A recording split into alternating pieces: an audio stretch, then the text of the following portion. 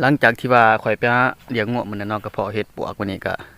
สิพาทุกคนพาพี่น้องไปหาเห็ดปวกกินเนาะมื้อนี้ที่ว่าบอนมันที่มันเคยออกเนาะตอนนี้ข่อยก็ย่างมาหลายหม่องหลายบอนก็บ่ค่อยเห็นค่อยมีเนาะนี่คือสิเป็นเห็ดปวกขึ้น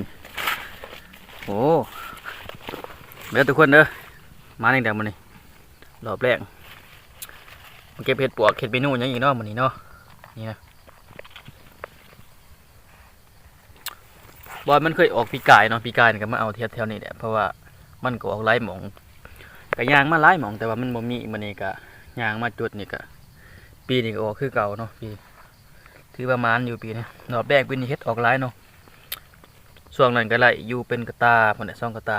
ก็ได้เมนูยังน้อยอีกมื้อนี้1แกงบ่เลยว่าจะได้ก้อยบ่1ยามมาก้อยว่าจังได๋มาเด้อทุกคนมาเก็บเห็ดปวกนำกันมันพร้อมงามๆเนาะในบรรดาเห็ดนี่เนาะที่ข่อยมักก็คือเห็ดปวกนี่แหละรสชาติมันสีออกหอมๆมันหวานจังหน่อยเนาะในบรรดาเห็ดที่ข่อยมักกินดีๆนี่คือเห็ดปวกราคาเห็ดปวกนี่ก็ช่วงนี้ก็ราคาแพงนี่เนาะช่วงที่มันออกใหม่ๆก็แห้งแพงเดือนนี่ก็ยังแพงอยู่จนบ่กล้าซื้อกินพุ่นแหละได้มาหาเอาเองเนาะวันนี้เลี้ยงงัวก็เลยมาเลาะหาเมืองเห็ดด้วยวันนี้ถือว่าโชคดีมันได้เห็ดเมื่อแกงโชคดีได้เติบเดี๋ยวมาเลยทุกคนเด้อเก็บเห็ดปวกนำกันเห็ดปวกอันนี้ก็หลอกบ่ใหญ่ปานใดแต่ว่าเป็นเห็ดปวกโพนที่มันเกิดในโพนนะหินโพนมันจะคามันนี่สำแข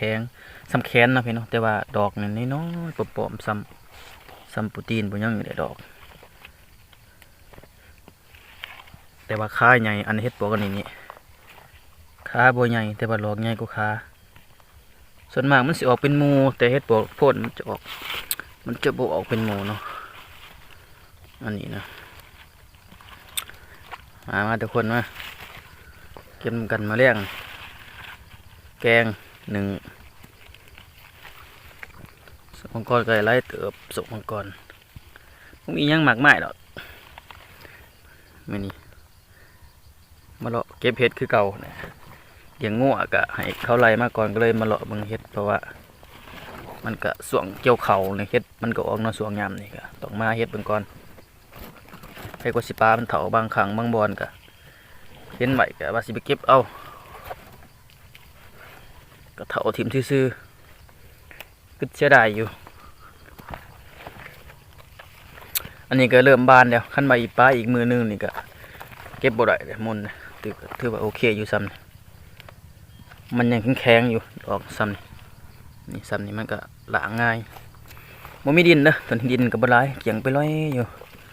เพราะมันเกิดอยู่ห่มใหม่นั่นไม่ตองที่ว่าเปื่อยๆเนาะมันก็บ่มีดินอย่าลืมกดไลค์กดแชร์กดติดตามเลยเด้อทุกคนเพื่อบ่พลาดคลิปใหม่ๆเนาะนี่ก็ยังหลายเดี๋ยวเก็บเพชรก่อนบัด